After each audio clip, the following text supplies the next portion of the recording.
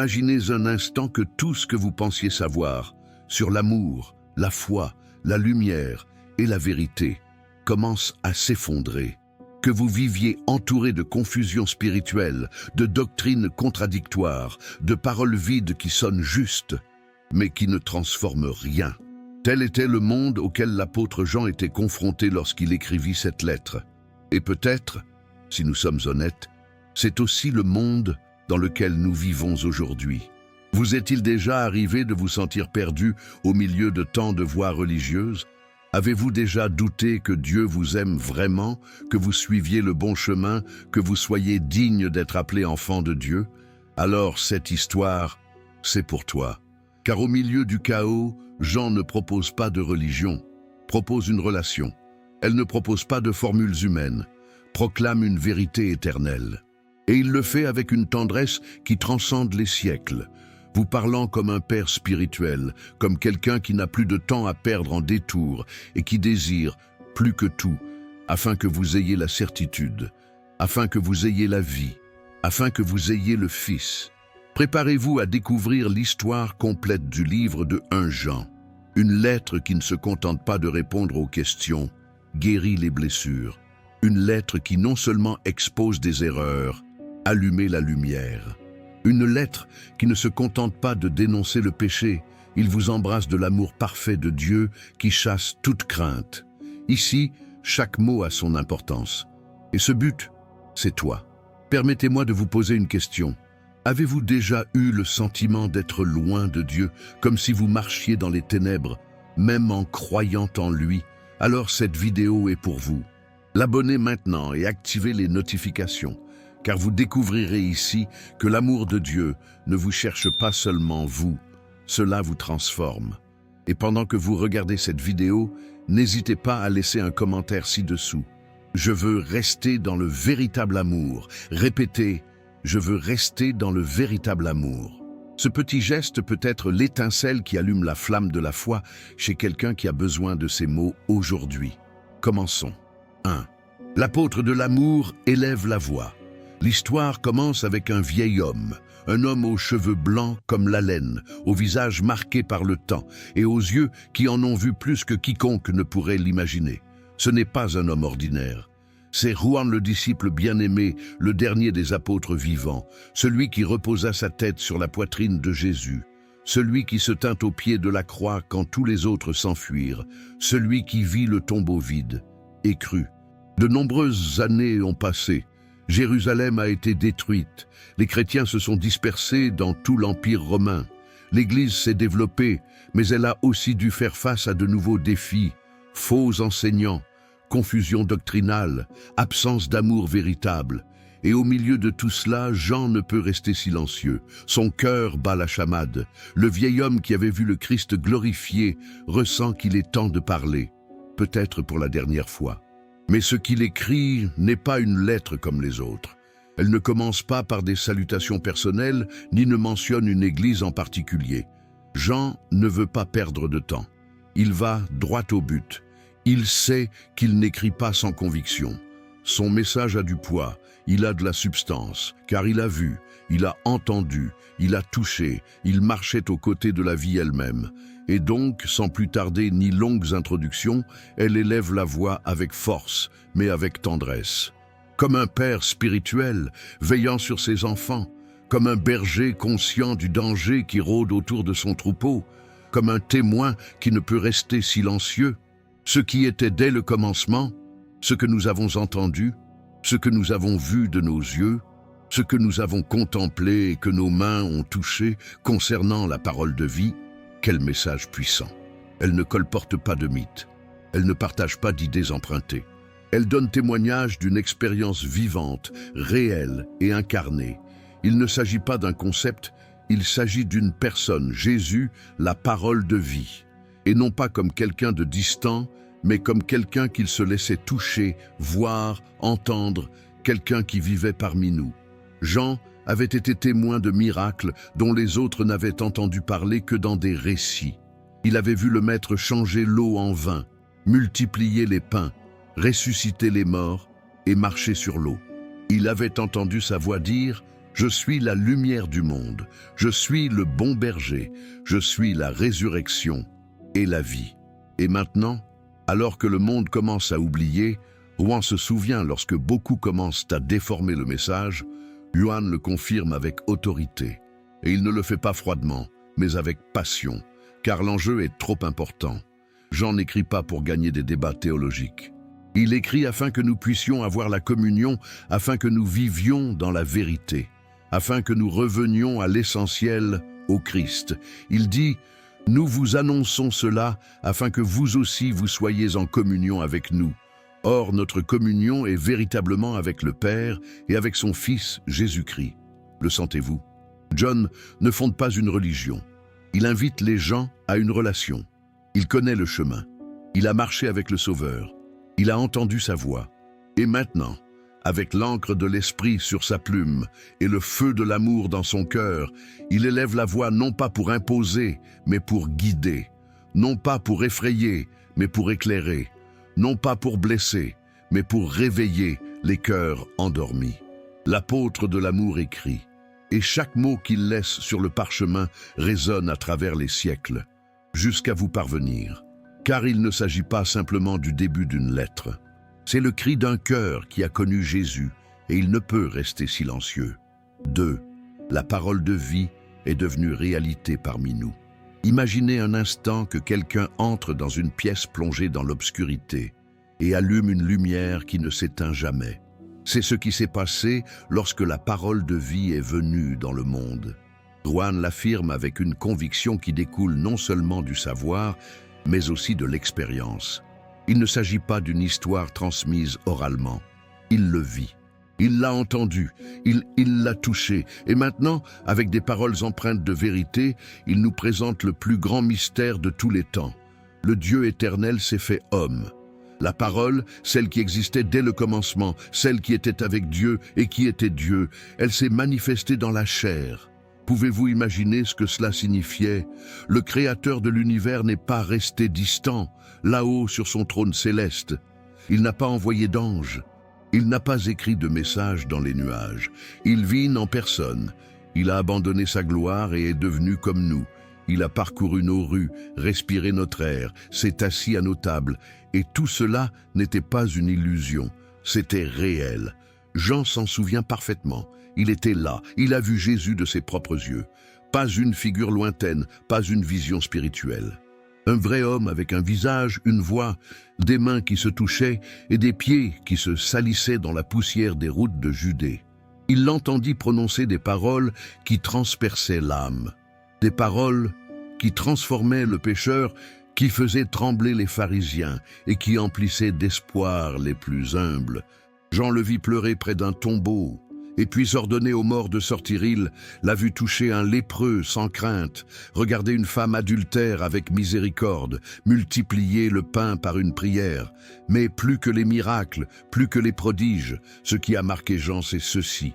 La vie était là, une vie qui n'était pas de ce monde, une vie pure, sainte, rayonnante, une vie sans péché. Et pourtant, cette vie fut offerte en sacrifice, la parole s'est faite chair, non pour régner dans les palais, mais pour mourir sur une croix. Lorsque Jean écrit que « ce que nous avons vu et entendu, nous vous l'annonçons », il ne parle pas d'un enseignement froid et impersonnel. Il parle d'une expérience qui a changé sa vie à jamais, car lorsqu'on fait la connaissance de la parole de vie, on ne peut plus vivre de la même manière. Et quelle est cette parole ? C'est le Christ lui-même. Il est la parole vivante, celui qui soutient toutes choses par la puissance de sa voix, celui qui existait avant Abraham, celui par qui toutes choses ont été créées, mais qui, par amour, il s'est laissé voir, toucher et entendre. Jean n'écrit pas pour susciter des débats théologiques. Il écrit parce que la vie éternelle fut révélée, et il ne peut se taire. Il est comme un messager revenant d'un lieu glorieux, impatient de tout raconter. Et ce qu'il raconte n'est pas une légende, c'est la réalité. La parole s'est faite chair, et elle a habité parmi nous. Le mot que Jean utilise, « habitait », signifie littéralement « dressa sa tente », campa parmi nous. C'est-à-dire que Dieu est venu vivre avec nous. pas pour un instant fugace, pas comme un simple visiteur, mais comme quelqu'un qui reste, ce qui engage, ce qui se mêle à notre humanité, sans perdre sa divinité. Et le plus glorieux, c'est ceci. La vie n'est pas venue seulement pour être admirée, mais aussi pour être partagée. Jean dit qu'il nous l'annonce, afin que nous soyons en communion avec lui. Non pas pour que nous l'admirions de loin, mais pour que nous y participions pleinement. Afin que vous aussi, qui entendez ces paroles, vous soyez en communion avec le Père et avec son Fils Jésus-Christ. Car la parole n'a pas été révélée à un groupe restreint, mais à tous ceux qui croient. 3. Dieu est lumière, la vérité qui n'admet aucune ombre. Après avoir déclaré que la parole de vie est devenue réalité parmi nous, Jean élève encore la voix et révèle quelque chose d'essentiel, quelque chose qui traverse toute sa lettre comme une colonne lumineuse. Dieu est lumière, et en lui il n'y a aucune obscurité. Ce ne sont pas de jolis mots, ni des métaphores vides. Ce sont des révélations spirituelles profondes. Une vérité qui frappe durement au cœur. Si nous voulons connaître Dieu, nous devons comprendre qu'il est lumière, et ça change tout. Et que signifie le fait que Dieu soit lumière? Cela signifie qu'en lui, il n'y a ni tromperie, ni duplicité, ni ombre du mal. Il n'y a pas de place pour le mensonge, pas même pour les demi-vérités. Là où Dieu est, les ténèbres disparaissent. Tout comme l'aube chasse les ténèbres du ciel, la présence de Dieu révèle, purifie, transforme. Jean le comprenait bien. Il le voyait en Jésus. Celui qui disait la vérité même quand elle blessait, celui qui démasquait l'hypocrisie religieuse, qui affrontait les cœurs endurcis, qui éclairait les profondeurs de l'âme humaine. Car la lumière n'éclaire pas seulement le chemin. Elle révèle aussi ce qui est caché. Et c'est là que Juan commence à s'adresser directement à ses lecteurs, à nous. Il dit, si nous disons que nous sommes en communion avec lui et que nous marchons dans les ténèbres, nous mentons et nous ne pratiquons pas la vérité. Quelle déclaration percutante! John ne s'intéresse pas aux apparences religieuses. Il ne suffit pas de dire qu'on connaît Dieu. Pour lui, cohérence entre ce que nous disons et ce que nous vivons est fondamentale. Parce qu'on ne peut pas communier avec le Dieu de lumière et continuer à embrasser les ténèbres. Imaginez quelqu'un qui entre dans une pièce baignée de lumière, mais qui s'obstine à se couvrir les yeux. Ou pire, quelqu'un qui vit dans l'ombre, mais prétend voir clair. Juan ne mâche pas ses mots. On ne peut pas marcher avec Dieu et en même temps avec le péché. On ne peut pas aimer la lumière et se cacher dans les ténèbres. Mais son message ne s'arrête pas à cet avertissement. Ce n'est pas une condamnation, c'est une invitation. Il poursuit, mais si nous marchons dans la lumière, comme il est lui-même dans la lumière, nous sommes en communion les uns avec les autres, et le sang de Jésus-Christ, son Fils, nous purifie de tout péché. Voici le cœur de son enseignement. Marcher dans la lumière, cela ne signifie pas la perfection. Cela ne signifie pas ne jamais faire d'erreur. Cela signifie vivre avec sincérité. Cela signifie cesser de se cacher, être honnête avec Dieu, être honnête avec les autres, et laisser le sang du Christ nous purifier sans cesse. Car la lumière n'est pas seulement jugement, la lumière est aussi grâce. Lorsque nous permettons à Dieu d'illuminer chaque recoin de notre être, il ne le fait pas pour nous humilier, mais pour guérissez-nous, non pas pour nous accuser, mais pour se purifier, non pas pour nous séparer, mais pour établir la communion qui a été brisée par le péché. Et cette communion ne se limite pas à Dieu. Jean dit que lorsque nous marchons dans la lumière, nous sommes aussi en communion les uns avec les autres. Car la lumière, elle n'isole pas, elle unit à la lumière. Point de faux semblants, point de masque, seulement des cœurs qui reconnaissent leurs besoins et leur amour. Dieu est lumière. C'est la vérité centrale de ce message. Une lumière qui guide, qui révèle, qui transforme.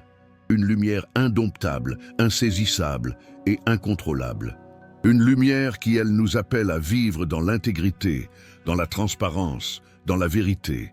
Et même si cette lumière peut nous mettre mal à l'aise au premier abord, c'est en elle que nous nous retrouvons vraiment. La vie commence.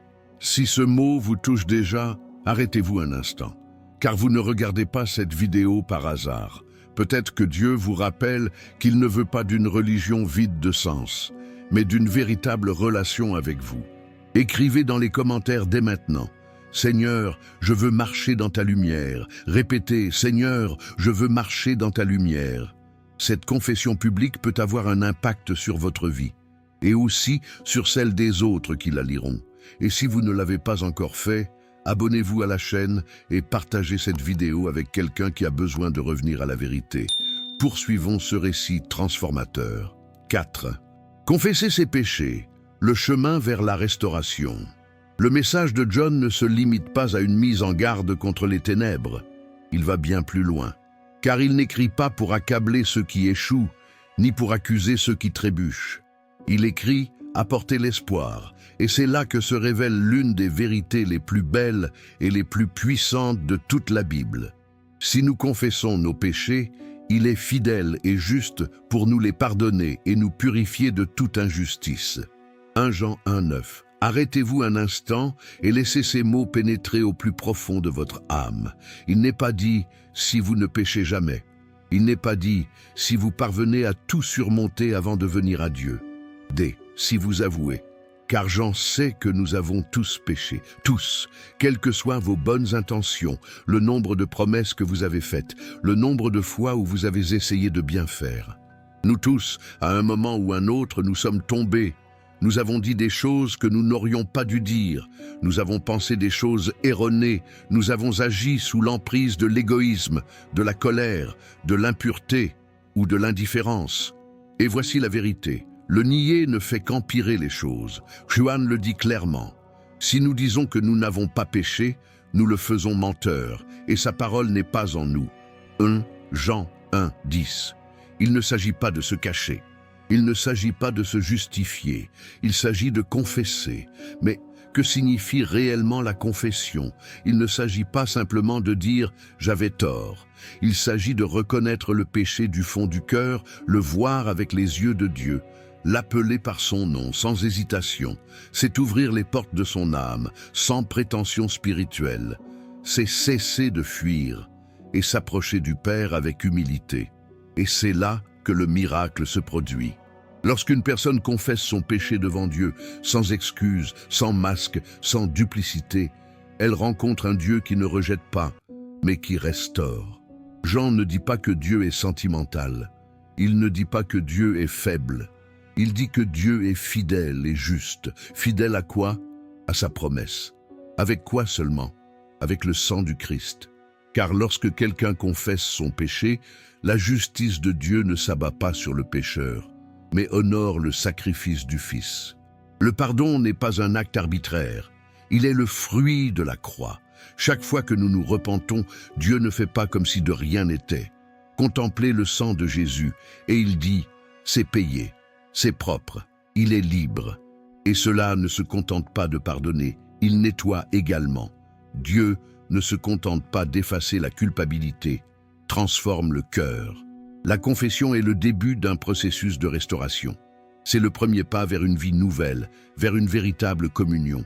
C'est pourquoi Jean écrit ces choses avec tant de passion, car il sait que le péché caché ronge l'âme, mais le péché confessé, beaucoup.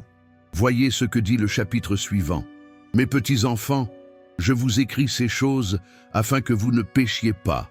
Et si quelqu'un pêche, nous avons un avocat auprès du Père, Jésus-Christ le juste. » 1 Jean 2, 1. Ce n'est pas une excuse pour continuer à tomber, c'est un espoir pour ceux qui sont déjà tombés.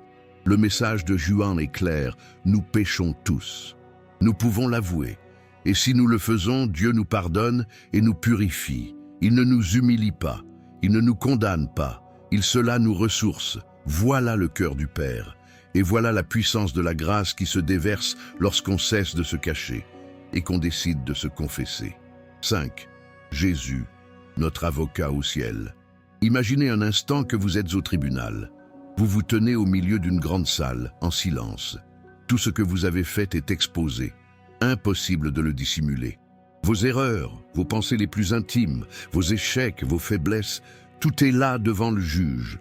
Toute la salle semble retenir son souffle, attendant un seul mot, coupable. Mais au moment où tout semble perdu, quelqu'un se lève. Quelqu'un qui non seulement vous connaît, il t'aime. Et ce n'est pas n'importe qui, c'est Christ. L'apôtre Jean, écrivant avec la sagesse d'un cœur transformé par la vérité, dit avec tendresse: « Mes petits enfants, je vous écris ces choses afin que vous ne péchiez pas. Mais si quelqu'un pêche, nous avons un avocat auprès du Père, Jésus-Christ le juste. » 1 Jean 2, 1. C'est l'un des versets les plus réconfortants et porteurs d'espoir de toute l'Écriture. Car Jean y révèle quelque chose qui transforme notre vision de notre relation avec Dieu. Lorsque nous péchons, nous ne sommes pas seuls. Oui, Dieu est juste, oui, le péché est grave, mais nous avons un avocat, et pas un avocat humain, pas quelqu'un qui tente de nous défendre avec des arguments faibles ou des appels émotionnels, pas quelqu'un qui ment pour nous sauver. Non, notre avocat, c'est parfait, juste comme il faut, sans aucune tâche. Notre avocat, c'est celui-là même qui a donné sa vie pour nous, Jésus-Christ. Ce terme avocat en grec ancien est paraclet, ce qui signifie également intercesseur. Avocat, aide. Quelqu'un qui, il se tient à vos côtés pour vous représenter et parler en votre nom, vous couvrir lorsque vous ne pouvez plus parler. Et le plus impressionnant, c'est que Jésus n'intercède pas seulement par des paroles, il intercède par son propre sang.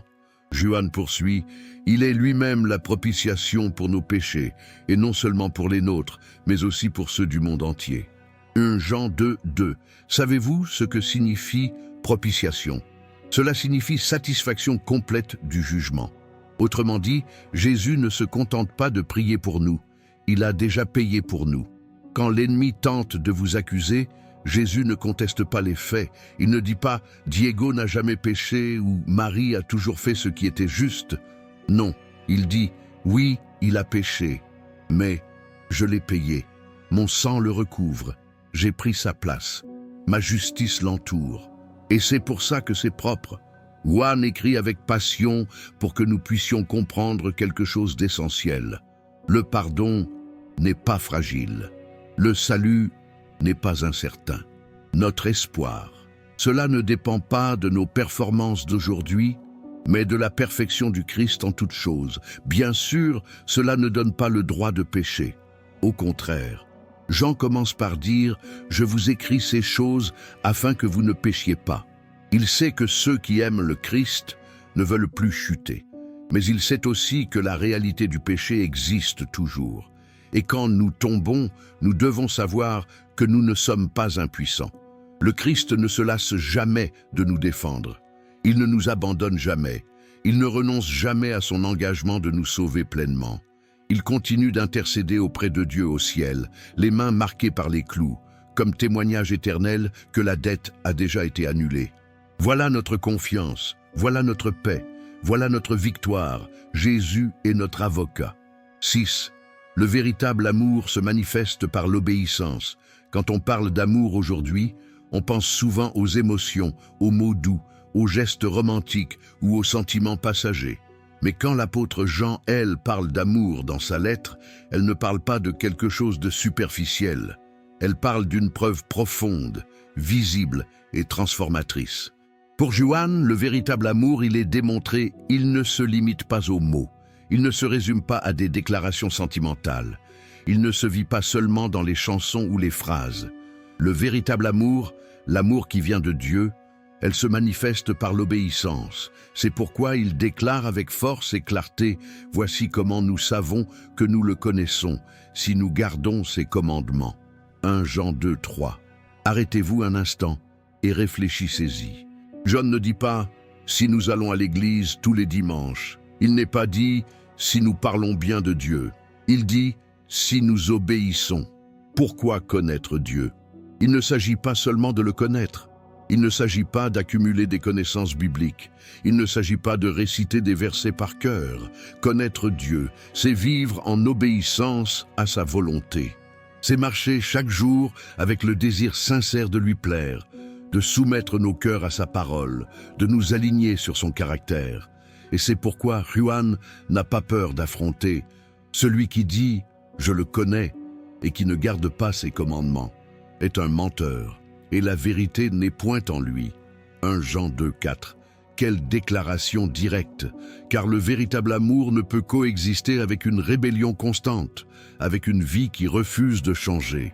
Celui qui a véritablement connu Jésus, il ne peut plus vivre comme avant, non pas parce que quelqu'un le force, mais parce que son cœur a été touché, transformé, régénéré. Et voici la clé. L'obéissance ne naît pas de la peur, mais de l'amour. Jean ne nous présente pas une foi qui asservit, qui est froide ou qui repose sur des règles dénuées de sens. Il parle d'un amour qui transforme de l'intérieur. Et cet amour engendre l'obéissance, non par obligation, mais par désir. Et celui qui garde sa parole, l'amour de Dieu, est véritablement parfait en lui. À cela, nous reconnaissons que nous sommes en lui. 1 Jean 2,5. Vous voyez ce qui est écrit ? Garder la parole, la vivre, la chérir, la mettre en pratique, c'est le signe que l'amour de Dieu a pris racine en nous. C'est la preuve que la relation n'est pas fausse, pas superficielle, mais réelle. Et puis, Juan pose un défi encore plus profond. Celui qui prétend demeurer en lui doit marcher comme Jésus a marché. 1 Jean 2,6. Ici, nous ne parlons plus seulement de commandements écrits, mais de la vie même du Christ, comme modèle. Voulez-vous savoir si vous êtes en lui? Faites attention où vous marchez. Êtes-vous comme Jésus? Suivez-vous ses traces? Essayez-vous d'aimer comme il a aimé, de pardonner comme il a pardonné et de servir comme il a servi? Il ne s'agit pas d'être parfait. Nous faisons tous des erreurs, mais il s'agit d'adresse. Où va votre vie? Votre obéissance est-elle le fruit de l'amour que vous lui portez? Jean, avec la douceur d'un père spirituel et la fermeté d'un témoin de la vérité, nous appelle à revenir au commencement. Aimer Dieu, ce n'est pas seulement le dire, c'est le montrer. Et la preuve la plus flagrante, c'est l'obéissance. 7. Les ténèbres se dissipent, la vraie lumière brille. Il y a quelque chose de profondément émouvant dans les paroles de John. Il n'écrit pas à partir de théories, ni depuis un bureau confortable, détaché du monde réel. Il écrit avec expérience, avec maturité, avec la vérité révélée par le Saint-Esprit, et au milieu d'une époque marquée par la confusion, la persécution et les faux enseignements, John fait naître un puissant espoir. Les ténèbres se dissipent, et la vraie lumière brille déjà. 1 Jean 2,8. Quel message fort et plein d'espoir! Jean ne prétend pas que le mal ait complètement disparu. Il ne nie pas la persistance du combat spirituel, de l'injustice et du péché. Mais il affirme, avec l'autorité de celui qui a cheminé avec Jésus, l'obscurité n'a pas le dernier mot. Pourquoi la vraie lumière a déjà commencé à briller? Et cette lumière a un nom, Christ. Il est la lumière qui illumine chaque être humain, la lumière venue au monde que les ténèbres n'ont pu éteindre. La lumière qui dissipe la peur révèle ce qui est caché, transforme ce qui est tordu et guide nos pas vers la vie éternelle. Et maintenant, John nous appelle à prendre une décision personnelle. Vivons-nous dans cette lumière ou sommes-nous encore dans les ténèbres? Pour John, la preuve la plus évidente n'est pas la quantité de mots que nous utilisons pour affirmer notre amour pour Dieu, mais la façon dont nous traitons les gens. Il le formule ainsi, sans mâcher ses mots. Celui qui prétend être dans la lumière, tout en haïssant son frère, est encore dans les ténèbres. 1 Jean 2,9. Ici, la religiosité superficielle n'a pas sa place. John ne tolère pas un christianisme superficiel. Il sait qu'on ne peut aimer Dieu qu'on ne voit pas et détester le frère que vous voyez tous les jours. Parce que le véritable effet de la lumière sur la vie d'une personne, ce n'est pas seulement théologique, c'est relationnel. La lumière du Christ ne transforme pas seulement nos pensées, transforme nos relations. Et puis ça continue. Celui qui aime son frère demeure dans la lumière, et il n'y a en lui aucune cause de chute. 1 Jean 2, 10. Quelle belle vérité! L'amour n'est pas qu'un sentiment, c'est la preuve que nous sommes sortis des ténèbres. Lorsque nous choisissons d'aimer, malgré les blessures, malgré les différences, malgré les erreurs, nous marchons dans la lumière. Et dans cette optique, il n'y a pas d'obstacle, car la lumière révèle le chemin. L'amour nous empêche de blesser autrui, il nous rend sensibles, il nous rend plus semblables au Christ. Mais Jean met aussi en garde, avec un cœur pastoral plein de compassion. Mais celui qui est son frère est dans les ténèbres, il marche dans les ténèbres, et il ne sait où il va, parce que les ténèbres ont aveuglé ses yeux. Jean 2,11, c'est-à-dire la haine n'est pas seulement une erreur, c'est un signe d'aveuglement spirituel. On peut croire connaître Dieu, être sur le bon chemin, que sa vie est en ordre. Mais si le cœur est rempli d'amertume, de ressentiment et de mépris envers autrui, alors même il tâtonne dans l'obscurité sans but précis. Et cette obscurité est dangereuse. Elle ne se contente pas de nous faire trébucher. Elle nous empêche de voir ce qui compte vraiment. C'est pourquoi Juan crie avec urgence. La lumière brille déjà, les ténèbres se dissipent déjà. C'est un appel à l'éveil, à cesser de vivre comme si le soleil ne s'était pas levé, à laisser derrière soi les ombres du passé, de l'ego, du péché, de la haine, et marcher comme des enfants de lumière, car le Christ a déjà gagné. La vraie lumière est déjà venue au monde, et maintenant, il nous appartient de décider si nous vivrons dans cette lumière ou si nous resterons cachés dans l'ombre. Prenez un instant pour faire une pause. Avez-vous pris conscience de tout ce que Dieu vous a déjà révélé jusqu'à présent? Vous n'êtes pas seul, vous n'êtes pas oublié, tu es aimé, d'un amour parfait qui chasse toute peur. Si cela vous touche au plus profond de votre âme, faites quelque chose de simple mais de puissant. Écrivez dans les commentaires. Mon Dieu, merci de m'avoir aimé le premier. Répétez, mon Dieu, merci de m'avoir aimé le premier. Et si vous ne l'avez pas encore fait, abonnez-vous maintenant et partagez cette vidéo avec quelqu'un qui a besoin d'un message de certitude, de lumière et de vie. Parce que ce message, cela peut être la réponse à une prière. Nous poursuivons ce récit bouleversant. 8. N'aimez pas le monde ni ce qu'il contient. Au milieu de sa lettre pastorale, l'apôtre Jean, le dernier témoin vivant du Christ ressuscité, change de ton. Il ne parle plus comme un père réconfortant, mais comme un sentinelle qui avertit sa voix s'élève avec urgence, non pas pour effrayer, mais pour réveiller vous. Il écrit avec une clarté qui transcende les siècles et qui nous bouleverse encore aujourd'hui. N'aimez pas le monde, ni ce qui est dans le monde. Si quelqu'un aime le monde, l'amour du Père n'est pas en lui. 1 Jean 2, 15. Et voici ce qu'il est important de comprendre. Jean ne parle pas de la création. Il ne parle ni des arbres, ni des mers, ni du ciel étoilé, ni des animaux. Il ne parle pas non plus des habitants de la terre. Dieu lui-même a créé tout cela et a vu que cela était bon. Quand John dit « le monde », il parle d'un système corrompu et déchu, dominé par l'égoïsme, l'orgueil et le péché. Il parle d'un mode de vie qui s'oppose à Dieu, de structures qui privilégient le je au détriment du nous, le plaisir au détriment de la vérité, l'apparence au détriment de l'éternité. Et Juan n'exagère pas. Il est sincèrement pastoral, car il sait ce que l'amour du monde produit dans le cœur du croyant: déviation, refroidissement, séparation d'avec Dieu.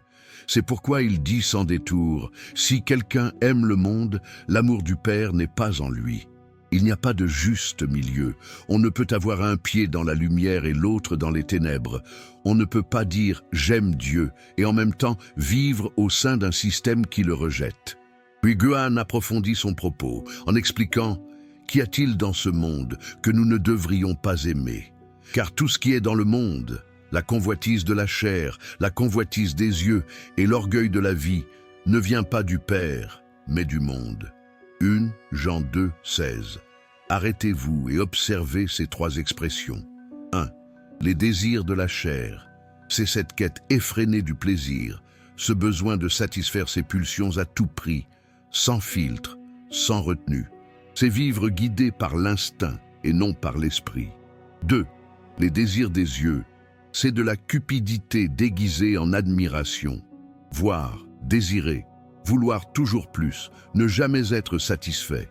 Aspirer à ce que les autres possèdent, à ce que le monde exhibe, à ce qui brille, même si tout cela est vide à l'intérieur.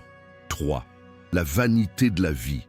C'est l'orgueil, un ego démesuré, le besoin de reconnaissance, de statut, de célébrité, de projeter une vie qu'on n'a peut-être même pas.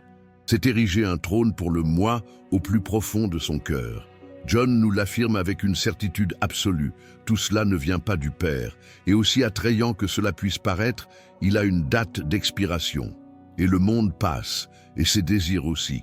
Mais celui qui fait la volonté de Dieu demeure éternellement. 1 Jean 2, 17. Quel contraste saisissant. Le monde continue de tourner. Ce qui est à la mode aujourd'hui sera oublié demain. Ce qui promet satisfaction aujourd'hui vous laissera insatisfait demain. Tout ce que ce système offre, c'est temporaire, fragile, illusoire. Mais celui qui choisit d'aimer Dieu, celui qui fixe son regard sur l'éternité, celui qui fait sa volonté avec sincérité, avec une crainte respectueuse, avec humilité et persévérance, celui-là demeure, pas avant des jours, pas avant des années, pour toujours. C'est un appel à choisir judicieusement, une invitation à lever les yeux. Posons-nous la question, qu'est-ce que j'aime plus que Dieu ? Qu'est-ce que c'est que de voler la place qui lui seul devrait occuper dans mon cœur? Juan ne condamne pas, mais il n'adoucit pas non plus sa position. Il nous aime trop pour nous laisser nous sentir bien dans un endroit dangereux. C'est pourquoi il crie, le cœur plein de vérité, « N'aimez pas le monde, aimez le Père, et vivez pour ce qui reste. » 9. L'esprit de l'Antéchrist est déjà à l'œuvre. Alors qu'il poursuit sa lettre, l'apôtre Jean change à nouveau de ton. Jusqu'ici, il nous a parlé d'amour, de lumière, de pardon et d'obéissance comme preuve de la véritable connaissance de Dieu. Mais maintenant, comme père vigilant et berger fidèle, Jean met en garde ses petits-enfants contre un danger invisible mais bien réel. Un danger spirituel qu'il était déjà en service à cette époque, et elle est toujours active aujourd'hui. Il écrit avec une urgence qui transcende les générations. « Mes enfants, c'est la dernière heure, et comme vous l'avez entendu, l'Antéchrist vient, et déjà plusieurs Antéchrists sont apparus. C'est par là que nous savons que c'est la dernière heure. » 1 Jean 2, 18. Ce verset possède une puissante force prophétique. Jean ne parle pas seulement d'un futur Antéchrist, une figure qui apparaîtra dans les derniers jours, mais de quelque chose de beaucoup plus proche, de plus présent. Plus subtil, mais tout aussi dangereux, est l'esprit de l'Antéchrist, qui a déjà infiltré les rangs des croyants. Mais qui sont ces nombreux antichrists dont il parle? Juan l'explique clairement. Ils sont partis de chez nous, mais ils n'étaient pas vraiment des nôtres. Car s'ils avaient été des nôtres, ils seraient restés avec nous. Mais leur départ a montré qu'aucun d'eux ne nous appartenait. 1 Jean 2, 19. Quelle déclaration profonde! Ces antichrists ne sont pas simplement des personnes maléfiques venues de l'extérieur. Il s'agissait de personnes qui semblaient appartenir à la communauté chrétienne. Ils assistaient aux mêmes réunions. Ils parlaient de Dieu, peut-être même enseignaient-ils. Mais au fond, ils n'étaient pas ancrés dans la vérité. Et avec le temps, ils se sont éloignés. Non seulement physiquement, mais aussi en matière de doctrine, de cœur et d'esprit. Ils ont renié l'essentiel, l'identité de Jésus-Christ en tant que Fils de Dieu fait chair, seul Sauveur. Voilà l'esprit de l'Antéchrist, une influence spirituelle qui renie le Christ, ce qui dénature sa nature, ce qui tente de le remplacer ou de le réduire à un simple enseignant, à un prophète de plus, à un guide moral. Mais Jean ne laisse pas les croyants dans la confusion, il ne les abandonne pas au milieu du mensonge. Il leur rappelle une vérité puissante et rassurante. Mais vous avez reçu l'onction du Saint, et vous connaissez toutes choses. 1 Jean 2, 20. Quel confort merveilleux! Le Saint-Esprit, qui demeure dans le véritable croyant, c'est le grand antidote à la tromperie. Il ne s'agit pas de tout savoir intellectuellement, mais d'avoir du discernement spirituel. L'onction, c'est-à-dire la présence active de l'Esprit, nous permet de discerner, reconnaître la vérité, s'y attacher fermement et déceler le mensonge, même lorsqu'il se présente sous un déguisement. Juan continue d'écrire avec une passion dévorante. Qui est le menteur, sinon celui qui nie que Jésus est le Christ? C'est l'Antichrist, celui qui nie le Père et le Fils. 1 Jean 2, 22. Ici, Jean va droit au cœur du combat spirituel, la confession de Jésus comme le Christ, le Fils de Dieu. Tout ce qui déforme cette vérité, tout ce qui tente d'affaiblir, de nier ou de remplacer la centralité du Christ, elle opère sous l'influence de l'esprit de l'Antéchrist. Cela peut paraître intelligent, spirituel ou encore déguisé en lumière. Mais s'il renie Jésus, il renie aussi le Père. C'est pourquoi Jean exhorte fermement que ce que vous avez entendu dès le commencement demeure en vous. 1 Jean 2, 24. Revenez aux origines. Attachez-vous aux enseignements de Jésus.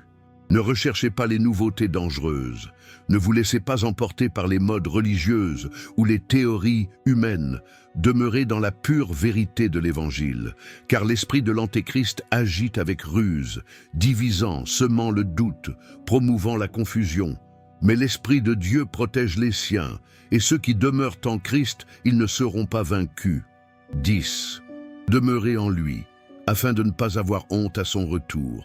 Il y a des moments dans la vie où nous devons prendre des décisions qui affectent non seulement le présent, mais aussi l'éternité. Et l'apôtre Jean, sachant que ses lecteurs vivaient au milieu d'un monde incertain, plein de voix contradictoires, il est urgent de trouver un mot-clé, rester. Il ne s'agit pas seulement d'y croire pendant un jour.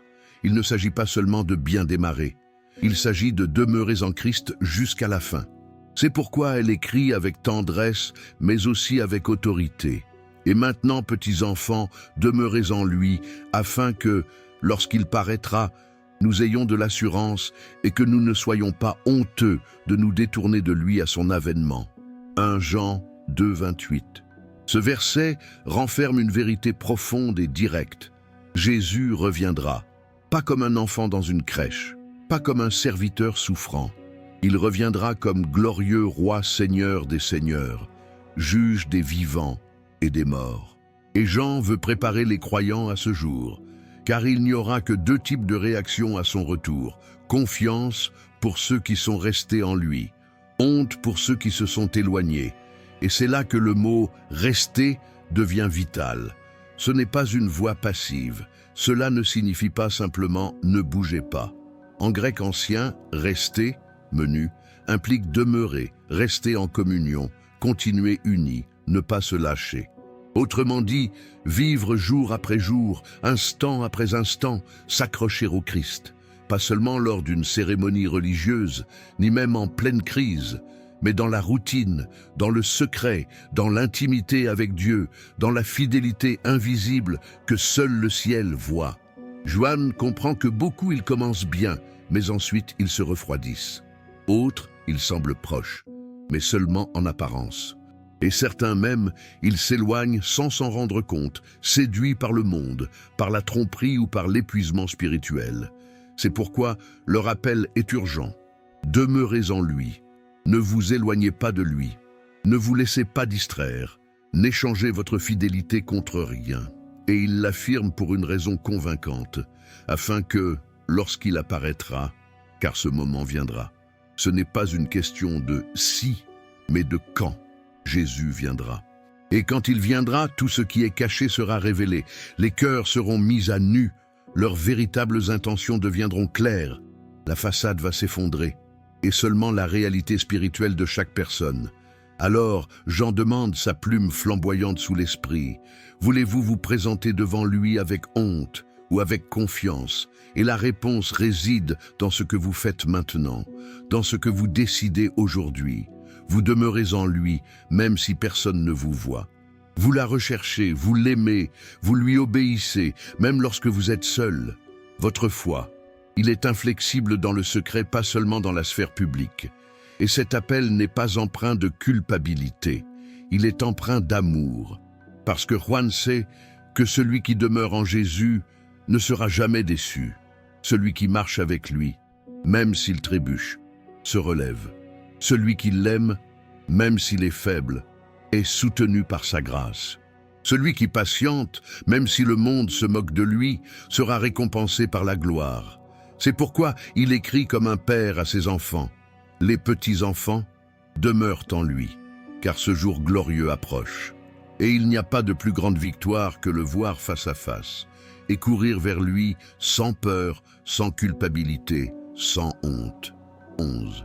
Nous sommes enfants de Dieu, une identité éternelle. Tout au long de sa lettre, l'apôtre Jean nous a guidés pas à pas à travers une vérité profonde après l'autre. Il nous a parlé de lumière, d'amour, d'obéissance, des dangers du monde, de la venue du Christ. Mais maintenant, il marque une pause, il respire. Et il proclame l'une des vérités les plus glorieuses que le cœur humain puisse entendre. Voyez quel amour le Père nous a témoigné pour que nous soyons appelés enfants de Dieu. Et nous le sommes. 1 Jean 3:1. Détente, ne survolez pas ces mots. Ce n'est pas un ornement poétique, ce n'est pas une figure religieuse, c'est une réalité céleste. Nous sommes enfants de Dieu, pas si nous respectons certaines règles, pas si nous atteignons un certain niveau de sainteté, pas si nous avons un bilan impeccable. Nous sommes des enfants car le Père nous a aimés d'un amour d'une générosité extraordinaire.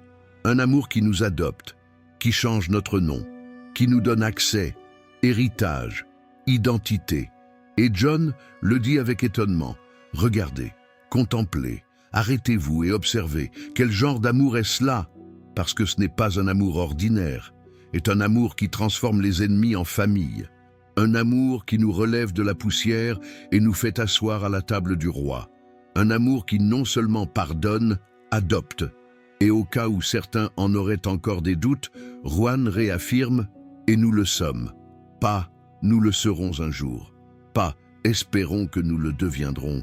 Nous le sommes déjà, maintenant, ici, à cet instant précis, malgré nos faiblesses, malgré nos difficultés. Car l'amour du Père est plus fort que notre histoire. Mais John ne s'arrête pas là. Il sait que cette identité n'est pas toujours comprise par le monde. C'est pourquoi il ajoute, voilà pourquoi le monde ne nous connaît pas, parce qu'il ne l'a pas connu. 1 Jean 3:1b. Avez-vous déjà eu le sentiment d'être incompris, pour avoir vécu votre foi? Avez-vous été critiqué pour ne pas penser comme tout le monde? Avez-vous eu l'impression de ne pas être à votre place? Juan vous dit, c'est normal. Le monde ne comprend pas les enfants de Dieu parce qu'il ne comprend pas son Père. Ils ont rejeté Jésus. Pourquoi ne rejetterait-il pas ceux qui portent son nom? Mais à présent, John ouvre une porte encore plus glorieuse. Il regarde devant lui, vers l'avenir, et laisse échapper une vérité qui touche l'âme. Bien-aimés, nous sommes maintenant enfants de Dieu, et ce que nous serons n'a pas encore été révélé. Mais nous savons que lorsqu'il paraîtra, nous serons semblables à lui, même parce que nous le verrons tel qu'il est. 1 Jean 3:2. Quel espoir! Quelle promesse! Nous sommes déjà des enfants, mais nous n'avons pas encore vu tout ce que cela signifie. Il y a plus, bien plus encore. Une transformation est en cours, un jour glorieux, quand Jésus reviendra, dans lequel nous serons comme lui. Pas égaux en essence divine, bien sûr, mais si transformés en sainteté, en gloire, en splendeur. Et quel sera le moment culminant de cette transformation? Nous le verrons tel qu'il est vraiment, le voir. Avec les yeux de l'âme, sans voile, sans peur, sans culpabilité, contempler son visage, plonger son regard dans les yeux du Sauveur et être transformé à jamais par cette vision. Mais attention, cet espoir, cela ne nous rend pas passifs. Ce n'est pas quelque chose que nous réservons simplement pour l'avenir. C'est un espoir qu'elle nous inspire aujourd'hui à vivre dans la pureté. Juan conclut donc cette section en disant « Et quiconque a cette espérance en lui se purifie comme lui-même est pur ». 1 Jean 3:3. Car celui qui sait qu'il est un fils, celui qui sait qu'il verra le Père, celui qui attend cette rencontre glorieuse, vivez avec un cœur pur, vivez avec un but, vivez autrement, non par obligation, non pas par peur, mais par identité, parce que l'amour qui a fait de toi un fils, elle vous transforme jour après jour en une personne plus semblable au Christ. Arrêtez-vous un instant et écoutez ceci. Si ce mot vous a interpellé jusqu'ici, c'est parce que le Saint-Esprit touche quelque chose de profond en vous. N'ignore pas cette voix. Écrivez dans les commentaires dès maintenant. Je veux vivre dans la vérité de Dieu. Répétez après moi. Je veux vivre dans la vérité de Dieu. Et n'oubliez pas, si vous n'êtes pas encore abonné, faites-le maintenant et activez les notifications. Ainsi, vous ne manquerez aucune leçon à venir. Nourrir son âme et fortifier sa foi. Continuons ensemble cette histoire qui révèle le véritable amour. 12. Le véritable amour, le sacrifice, pas les mots. L'apôtre Jean l'a clairement affirmé dès le début. L'amour est au cœur du message chrétien. Mais maintenant, dans cette partie de sa lettre, place la barre encore plus haut. Cela nous emmène au-delà des émotions, au-delà des gestes superficiels, au-delà des discours bien construits, pour nous emmener vers l'essence du véritable amour, le sacrifice. Et elle le fait en désignant l'exemple d'amour le plus élevé, le plus pur et le plus douloureux que l'univers ait jamais connu. Voici comment nous connaissons l'amour. Jésus-Christ a donné sa vie pour nous. Nous devons donc donner notre vie pour nos frères et sœurs. 1 Jean 3, 16. Arrêtez-vous un instant. Voulez-vous savoir ce qu'est le véritable amour? Ne le cherchez pas dans de jolies phrases, ne la mesurez pas à l'aune de l'intensité d'une émotion. Regardez-le sur la croix. C'était là, sur cette bûche, couverte de sang, sous un ciel obscurci par le chagrin, où Jésus nous a montré ce que signifie aimer. Ce n'était pas nécessaire, personne ne l'a forcé. Il aurait pu s'en tirer, il aurait pu nous laisser là où nous étions, mais il a choisi de rester, il a choisi de souffrir, il a choisi de donner sa vie, et cet acte n'était pas symbolique, était réel, radical, sanglant, glorieux. Le Christ est mort pour vous, pour moi, pour tous, pour nous réconcilier avec le Père.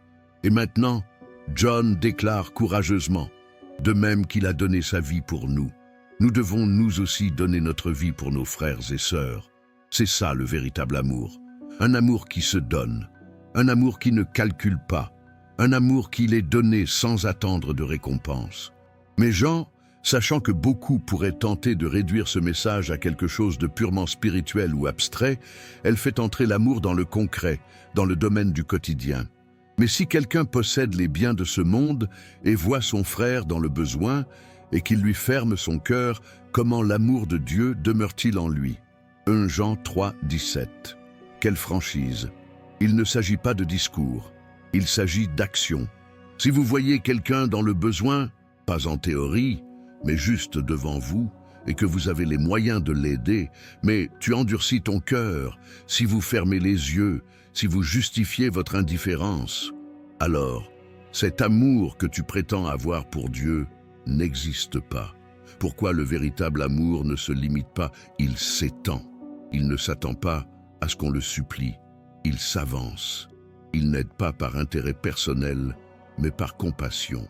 Et Jean conclut ce puissant appel par une exhortation aussi claire qu'inoubliable. Mes petits enfants, n'aimons pas en parole, ni en discours, mais en acte et en vérité. 1 Jean 3, 18. Voici le cœur du message. Moins de paroles, plus d'action. Moins d'émotions vides, plus d'actions concrètes. Moins d'apparence, plus de vérité. L'amour selon Dieu est démontré. Cela se voit dans la façon dont nous traitons les autres. Cela se voit clairement dans la manière dont nous répondons à ce besoin. Cela se révèle dans la manière dont nous prenons des décisions, nous mettre en second afin que d'autres puissent être bénis. John ne nous appelle pas à être des héros qui meurent chaque jour pour les autres. Cela nous appelle à être des personnes qu'ils vivent chaque jour pour les autres. Ils renoncent à leur temps, à leur attention, à leur confort, à leur ego. Ils vivent comme le Christ a vécu. Pourquoi? Le véritable amour est action, il est vérité, il est sacrifice. 13. L'Esprit rend témoignage à la vérité. Le monde est plein de voix. Des voix qui crient, qui sèment la confusion, qui se contredisent. Des opinions de partout, des philosophies humaines, de nouvelles vérités, présentées comme absolues. Au milieu de ce brouhaha spirituel, l'apôtre Jean nous rappelle une vérité puissante. Les enfants de Dieu ne sont pas désorientés. Parce que, pourquoi ils portent l'Esprit Saint en eux, et pas n'importe quel esprit? Pas une idée, pas une énergie, mais la troisième personne de la Trinité, vivant, actif, réel. Cela témoigne en nous de ce qui est vrai et de ce qui est faux. C'est pourquoi Jean déclare fermement « À ceci, nous reconnaissons que nous demeurons en lui, et lui en nous. Il nous a donné de son esprit. » 1 Jean 4, 13. John ne parle pas sous le coup de l'émotion du moment. Il parle avec la certitude d'une vie remplie de l'Esprit de Dieu. Il sait que le Saint-Esprit n'est pas une expérience occasionnelle, point, ni une simple manifestation extérieure. C'est une présence constante qui guide, enseigne, corrige et témoigne. Témoignage de quoi?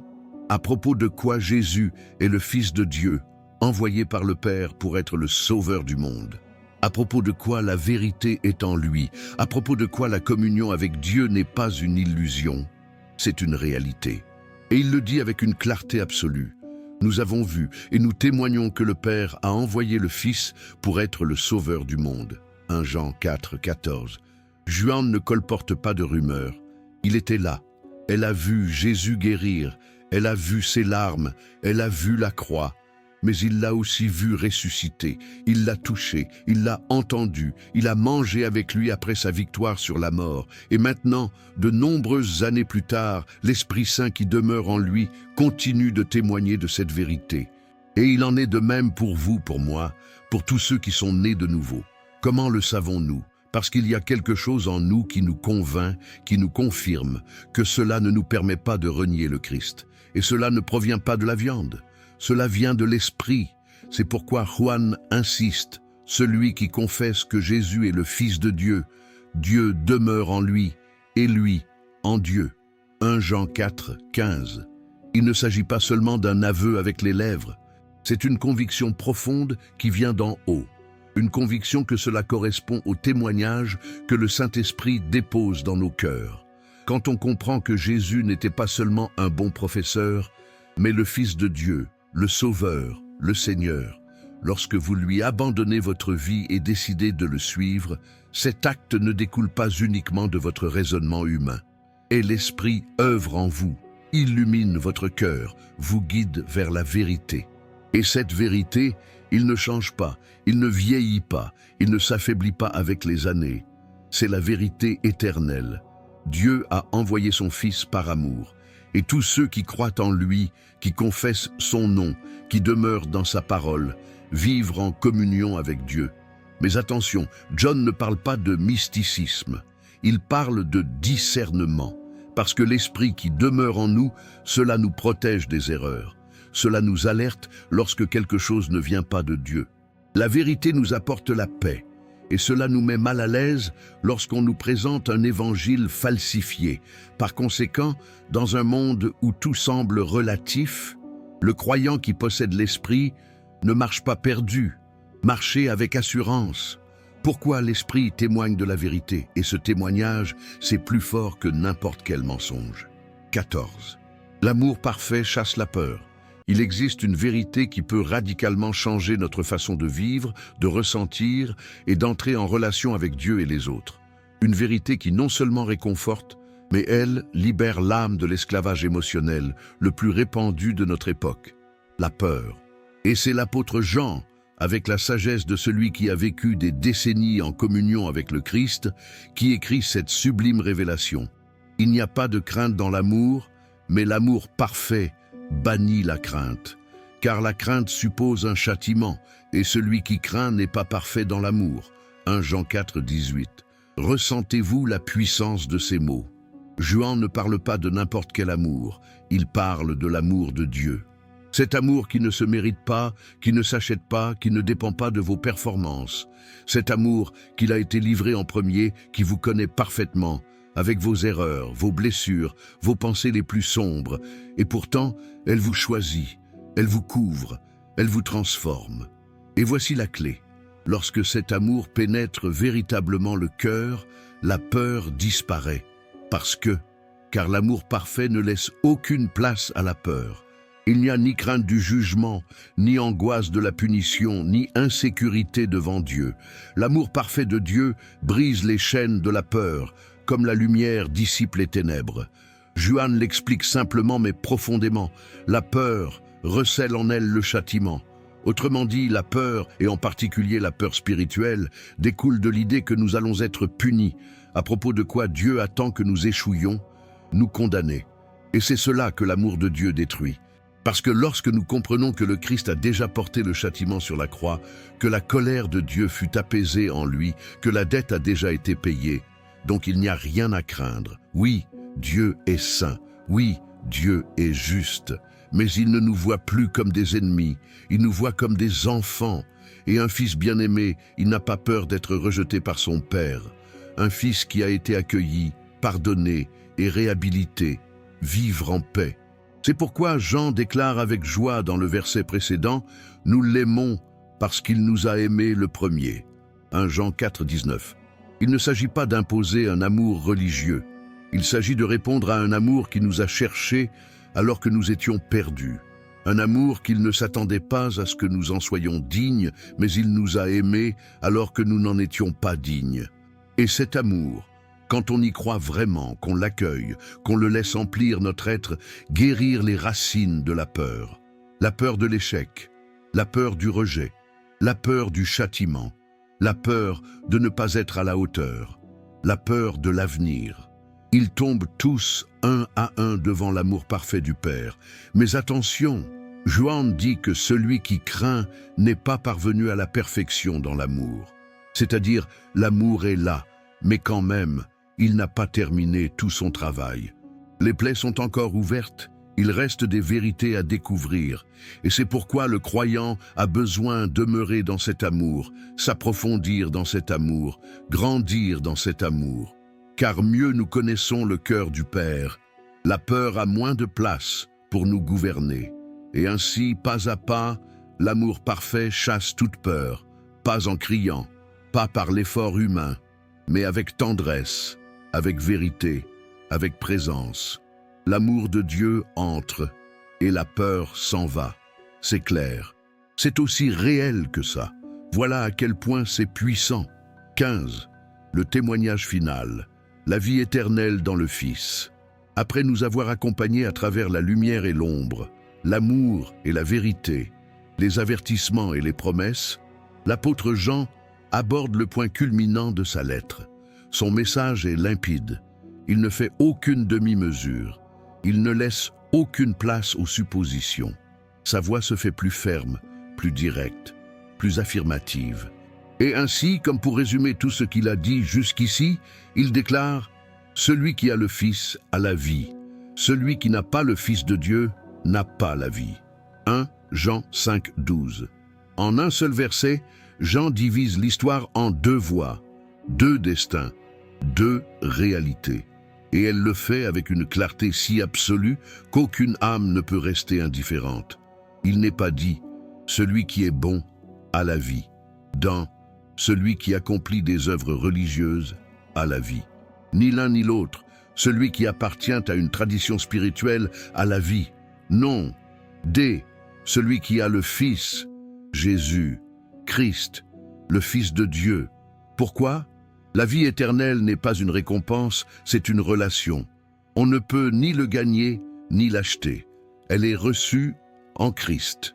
John développe cet argument depuis le début de sa lettre. Jésus est la parole de vie, la vraie lumière, l'amour parfait, le Fils éternel envoyé par le Père. Et nous arrivons maintenant au point crucial. Celui qui le reçoit, qui croit en lui, qui demeure en lui, possède déjà la vie éternelle.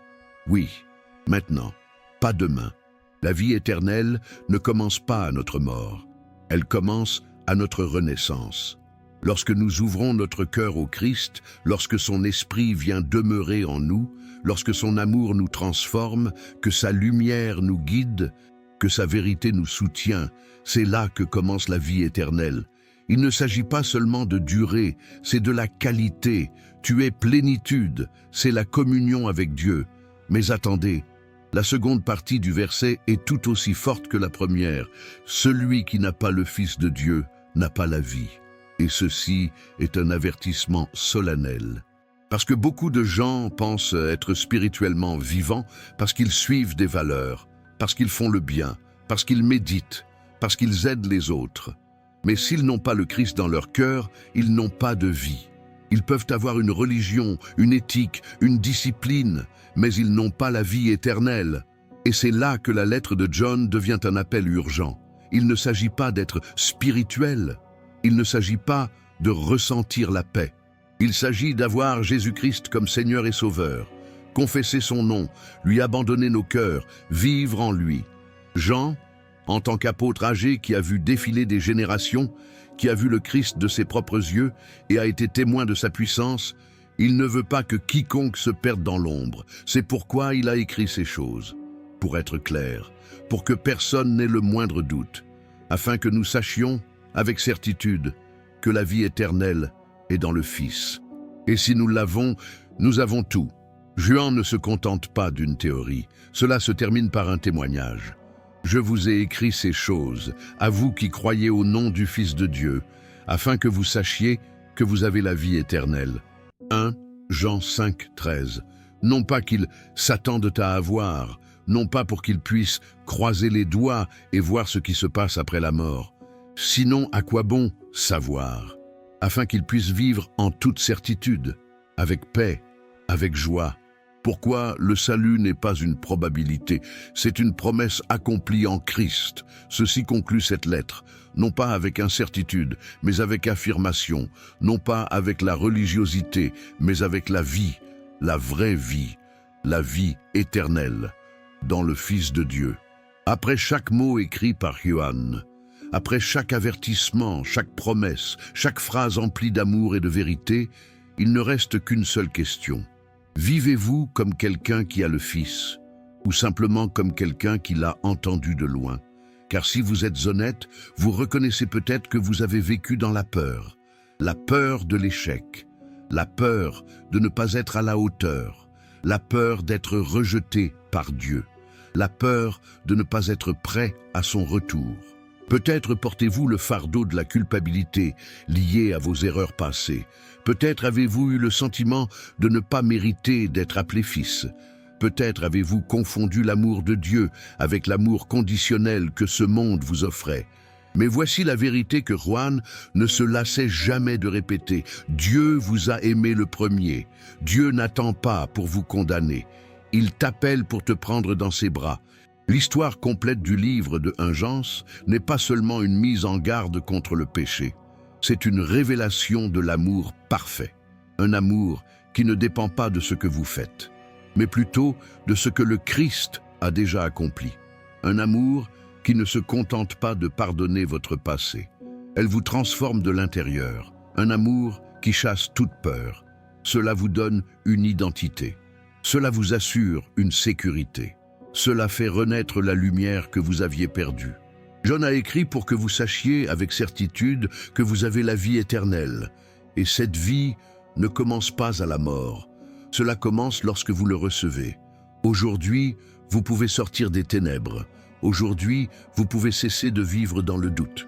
Aujourd'hui, vous pouvez en faire l'expérience, demeurer dans le Fils et avoir la vie. Il ne s'agit pas simplement du récit complet du livre de 1 Jean. Voici l'histoire que Dieu veut écrire avec vous à partir d'aujourd'hui. Si cette histoire vous a touché, ne vous arrêtez pas là. Dieu ne veut pas que vous vous contentiez d'écouter. Il veut que tu restes.